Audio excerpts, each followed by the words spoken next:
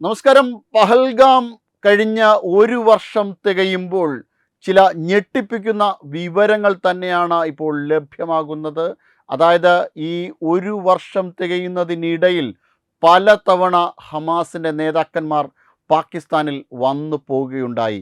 ഈ ഹമാസിൻ്റെ നേതാക്കന്മാർ പാകിസ്ഥാനിൽ വന്നു പോയതിനെ വളരെയധികം ജാഗ്രതയോടുകൂടി തന്നെയാണ് ഇന്ത്യൻ സേന ഇതിനെക്കുറിച്ച് നിരീക്ഷണം നടത്തിക്കൊണ്ടേ ഇരുന്നത്. കാരണം ഹമാസ് തന്നെയായിരുന്നു പഹൽഗാം ഭീകരാക്രമണത്തിന് പിന്നിലും. പഹൽഗാം ഭീകരാക്രമണത്തിൻ്റെ ട്രെയിനിങ് കൊടുത്തത് ഹമാസ് തന്നെയാണ് എന്നുള്ളതാണ് നമുക്ക് ഇപ്പോൾ മനസ്സിലാക്കാൻ കഴിയുന്നത്. എങ്ങനെയാണോ ഹമാസ് കഴിഞ്ഞ ഒക്ടോബർ 7-ാം തീയതി 2023 ഒക്ടോബർ 7-ന് ഒരു ആക്രമണം ഇസ്രായേൽ നടത്തിയത്, അതേ രീതിയിലുള്ള ആക്രമണം തന്നെയാണ് ടൂറിസ്റ്റ് കേന്ദ്രങ്ങളിൽ നടത്തിയ അതേ ആക്രമണത്തിൻ്റെ രീതിയിൽ തന്നെയാണ് പഹൽഗാമിലും ഒരു ഭീകരാക്രമണം നടത്തിയത് എന്നുള്ളതാണ്. ഹമാസ് എങ്ങനെയാണോ ഇത് ആസൂത്രണം ചെയ്തിരുന്നത് അതേപോലുള്ള ഒരു ആക്രമണം തന്നെയായിരുന്നു പഹൽഗാമിൽ നടന്നതെന്നുള്ളതാണ് നമുക്കിപ്പോൾ നിരീക്ഷണത്തിൽ കൂടി മനസ്സിലാക്കുവാൻ കഴിഞ്ഞത്. അത്തരം ഒരു രീതി അവലംബിക്കുവാനായിട്ടുള്ള പ്രധാനപ്പെട്ട ഒരു പ്രചോദനം ഹമാസ് ലീഡർമാരുടെ നിരന്തരമായിട്ടുള്ള ട്രെയിനിങ് ആണ്, ഹമാസ് നൽകിയ ട്രെയിനിങ് ആണ്.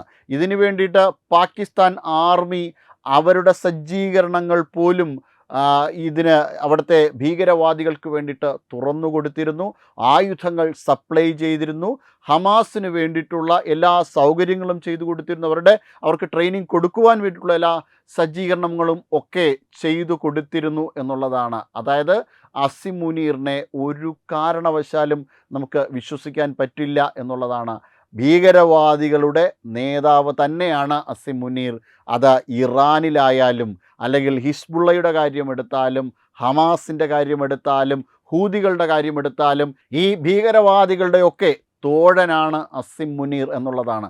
അതുകൊണ്ട് തന്നെയാണ് അസിം മുനീറിനെ നിർണായകമായ പശ്ചിമേഷ്യൻ ചർച്ചയിൽ നിന്നും തന്നെ മാറ്റി നിർത്തണം എന്ന് അമേരിക്കൻ ഇൻ്റലിജൻസ് പറഞ്ഞതും ട്രംപ് ഇതനുസരിച്ച് വളരെ ഞെട്ടിയിരിക്കുകയാണ്. കാരണം ഈ ചർച്ച പരാജയപ്പെടണമെന്ന് ഏറ്റവും കൂടുതൽ ആഗ്രഹിച്ചതും ചിലപ്പോൾ ട്രംപ് ആയിരിക്കും. കാരണം അസിം മുനീറിന് നിർണായകമായ ചില കൈകടത്തലുകൾ ഈ ചർച്ചയിൽ നടത്താൻ പറ്റും എന്നുള്ളത് കൊണ്ട് തന്നെ അസിം മുനീറിനെ ഇതിൽ നിന്ന് മാറ്റി നിർത്തണം. ഒപ്പം പാകിസ്ഥാനെയും മാറ്റി നിർത്തണം. ഇനിയും പാകിസ്ഥാനെ കൂടെ കൊണ്ട് നടന്നാൽ അമേരിക്ക പോലും തകർന്നു പോകും എന്നുള്ള തരത്തിലുള്ള അതീവ ഗൗരവമായിട്ടുള്ള ചില നിർണായക വിവരങ്ങളാണ് ട്രംപിന് ഇൻ്റലിജൻസ് കൈമാറിയിട്ടുള്ളത്. ഹമാസ് ലീഡർമാരായിട്ടുള്ള ഈ നജീബ് സഹീർ, ഹമാസ് ലീഡർമാരായിട്ടുള്ള ഖാലിദ് ഖാദമി, നാജി സഹീർ തുടങ്ങിയിട്ടുള്ള ഭീകരവാദികൾ 8ലേറെ തവണ പാകിസ്ഥാൻ സന്ദർശിക്കുകയുണ്ടായി. കഴിഞ്ഞ ഒരു വർഷത്തിനിടയിൽ മാത്രം ചില റാലികളിൽ പങ്കെടുത്തു. അതോടൊപ്പം തന്നെ ലഷ്കർ ഇ ത്വയ്ബയുടെയും ജെയ്ഷെ മുഹമ്മദിൻ്റെയും നേതാക്കന്മാരുമായിട്ട്, അവരുടെ ഭീകരവാദ നേതാക്കന്മാരുമായിട്ട് നിരന്തര ചർച്ചകൾ നടത്തി. അത്തരത്തിൽ ചർച്ചകൾക്കൊടുവിലാണ് പല പദ്ധതികളും ഉരുത്തിരിഞ്ഞു വന്നിട്ടുള്ളത്. അതായത് ഹമാസ് മോഡൽ, അതായത് പഹൽഗാം മോഡലുള്ള ഭീകരാക്രമണങ്ങൾ വീണ്ടും ഭാരതത്തിലേക്ക് നടത്തുവാനുള്ള ചില പദ്ധതികൾ കൂടി ഇവർ തയ്യാറാക്കിയിട്ടുണ്ട് എന്നുള്ളതാണ് നമുക്ക് ഇപ്പോൾ അത്തരത്തിലുള്ള വിവരങ്ങൾ, അത്തരത്തിലാണ് ഇപ്പോൾ സംശയിക്കപ്പെടുന്നത്. എന്തായാലും ഇതിനു വേണ്ടിയിട്ടുള്ള എല്ലാ കാര്യങ്ങളും, ഇവരെ പ്രതിരോധിക്കുവാൻ വേണ്ടിയിട്ടുള്ള എല്ലാ കാര്യങ്ങളും ഇന്ത്യൻ സർക്കാർ ചെയ്തിട്ടുണ്ട്, കേന്ദ്ര സർക്കാർ ചെയ്തിട്ടുണ്ട് എന്നുള്ളതാണ്. അല്ലാതെ എല്ലാ തവണത്തെയും പോലെ ഭീകരവാദം ഉണ്ടാകുന്ന സമയത്ത് മാത്രമല്ല ഇത്തരം കാര്യങ്ങളെക്കുറിച്ച് ചിന്തിക്കുന്നത്. അത് ഭീകരവാദാക്രമണം എങ്ങനെയെങ്കിലും നടന്നു പോയാൽ തീർച്ചയായും ആ ഭീകരവാദാക്രമണം ഇനി ഉണ്ടാകാതിരിക്കുവാനുള്ള എല്ലാ നടപടിക്രമങ്ങളും ഭാരതം പൂർത്തിയാക്കിയിട്ടുണ്ട്. അതീവ ജാഗ്രതയോടുകൂടിയാണ് മേഖലയെ നിരീക്ഷിച്ചു വരുന്നതും. ഈ അടുത്ത സമയത്ത് പോലും അമേരിക്കയിൽ നിന്നുള്ള രണ്ട് ചാരന്മാരെന്ന് സംശയിക്കപ്പെടുന്നവർ 2 സാറ്റലൈറ്റ് ഫോണുകളുമായിട്ട് കാശ്മീരിലെ ശ്രീനഗറിൽ നിന്ന് പിടിക്കപ്പെടുകയുണ്ടായി. അത്തരത്തിൽ വളരെ സജീവമായിട്ട് ജാഗ്രതയോടുകൂടി തന്നെയാണ് മേഖലയെ നിരീക്ഷിക്കുന്നത്. അതോടൊപ്പം തന്നെ പാകിസ്ഥാനെ സംബന്ധിച്ചിടത്തോളം പാകിസ്ഥാനിലെ തീവ്രവാദികൾ തന്നെ, ഭീകരവാദികൾ തന്നെ അജ്ഞാതരുടെ ആക്രമണം മൂലം കൊല്ലപ്പെടുന്നത് പൊടുന്നനെ ഉണ്ടാകുന്ന ഒരു സാഹചര്യം തന്നെയല്ല എന്നുള്ളതാണ്.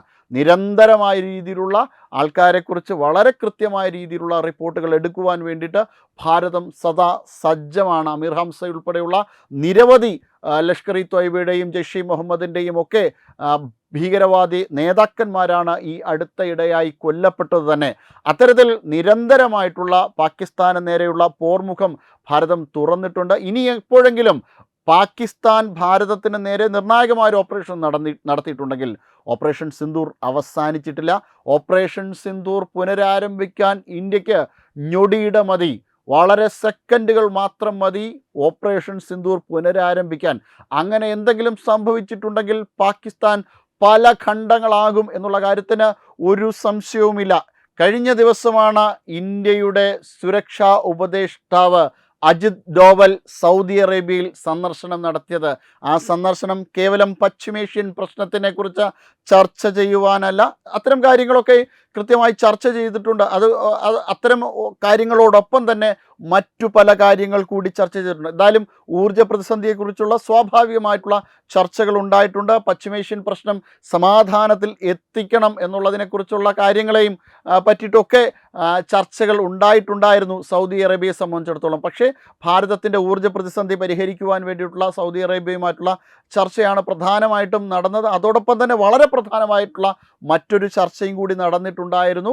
അത് പാകിസ്ഥാൻ്റെ കാര്യമാണ്. പാകിസ്ഥാനെ പോലുള്ള ഒരു ഭീകരവാദ രാജ്യത്തിന് നേരെ ഇനിയും ആക്രമണങ്ങൾ ഉണ്ടാകും. മുന്നേ ആക്രമണങ്ങൾ നടത്തിയ സമയത്തൊക്കെയും പാകിസ്ഥാനെ പിന്തുണയ്ക്കുകയായിരുന്നു സൗദി അറേബ്യ. പക്ഷേ ഇനിയും പാകിസ്ഥാനെ സൗദി അറേബ്യ പിന്തുണച്ചാൽ തീർച്ചയായിട്ടും ഇന്ത്യ അതിന് ഒരു കൃത്യമായ റിപ്ലൈ തന്നെ കൊടുക്കും എന്ന നിലയിൽ തന്നെയാണ് ഇപ്പോൾ ചർച്ചകൾ പുരോഗമിച്ചത് എന്നാണ് അറിയാൻ കഴിയുന്നത്. എന്തായാലും പാകിസ്ഥാൻ ഇപ്പോൾ നടത്തുന്ന ശ്രമങ്ങളെ തീർച്ചയായിട്ടും ഇന്ത്യ എതിർത്ത് തോൽപ്പിക്കുക തന്നെ ചെയ്യും. പാകിസ്ഥാനിൽ നിന്ന് POK പോലും ഭാരതത്തിലേക്ക് ചേർക്കപ്പെടുവാനായിട്ട് അധിക സമയം ഒന്നും വേണ്ട. ഭാരതം അതിനു വേണ്ടിയിട്ടുള്ള എല്ലാ കാര്യങ്ങളും ചെയ്തു വച്ചിട്ടുണ്ട്. കേന്ദ്ര സർക്കാർ, ഇപ്പോഴത്തെ NDA സർക്കാർ അധികാരത്തിൽ കയറിയപ്പോൾ തന്നെ ഈ കാര്യം പറഞ്ഞിട്ടുള്ളതുമാണ്. തീർച്ചയായിട്ടും POK ഇന്ത്യയുടെ ഭാഗമായിട്ട് മാറും. അതിനു വേണ്ടിയിട്ടുള്ള ചില ഫയലുകൾ, ചില രേഖകൾ പോലും ബില്ലിൽ, അതായത് വനിതാ സംവരണ ബില്ലിൽ പോലും ഉൾപ്പെടുത്തിയിട്ടുണ്ട്. എന്തായാലും പാകിസ്ഥാന് ഇനി അങ്ങനെയൊന്നും ഇടാൻ വേണ്ടിയിട്ട് ഇന്ത്യ തീരുമാനിച്ചിട്ടില്ല. പഹൽഗാം മോഡൽ ഭീകരാക്രമണം പാകിസ്ഥാനിൽ നിന്നുണ്ടായാൽ തീർച്ചയായും പാകിസ്ഥാൻ കത്തിത്തീരും എന്നുള്ള കാര്യം ഉറപ്പാണ്. Web desk Tatwamayi news. വിട്ടുവീഴ്ചയില്ലാത്ത നിലപാടുകളുമായി ദേശീയതയുടെയും സമാജത്തിൻ്റെയും ശാക്തീകരണത്തിനു വേണ്ടി തത്വമയിയുടെ ജൈത്രയാത്ര തുടരുകയാണ്. യൂട്യൂബിൽ മാത്രം തത്വമയിക്ക് 10 ലക്ഷം സബ്സ്ക്രൈബേഴ്സിലേക്ക് എത്താൻ ഏതാനും ചുവടുകൾ മാത്രമാണ് ബാക്കി. മറ്റ് സോഷ്യൽ മീഡിയ പ്ലാറ്റ്ഫോമുകളിലും തത്വമയിയുടെ നിറസാന്നിധ്യം തുടരുകയാണ്. ഈ അവസരത്തിൽ ഞങ്ങൾക്ക് നിങ്ങളോടുള്ള അഭ്യർത്ഥന ഞങ്ങളോടൊപ്പം നിൽക്കുക എന്നുള്ളതാണ്. നിങ്ങൾ ഉപയോഗിക്കുന്ന ഏത് സോഷ്യൽ മീഡിയ പ്ലാറ്റ്ഫോം ആണെങ്കിലും ഞങ്ങളുടെ വരിക്കാരാകുക, ഞങ്ങളെ സബ്സ്ക്രൈബ് ചെയ്യുക, നിങ്ങളുടെ സുഹൃത്തുക്കളിലേക്ക് തത്വമയിയുടെ ഈ സന്ദേശം പ്രചരിപ്പിക്കുക. ഞങ്ങളോടൊപ്പം നിൽക്കൂ, രാഷ്ട്രത്തോടൊപ്പം നിൽക്കൂ, ദേശീയതയ്ക്കൊപ്പം സഞ്ചരിക്കൂ.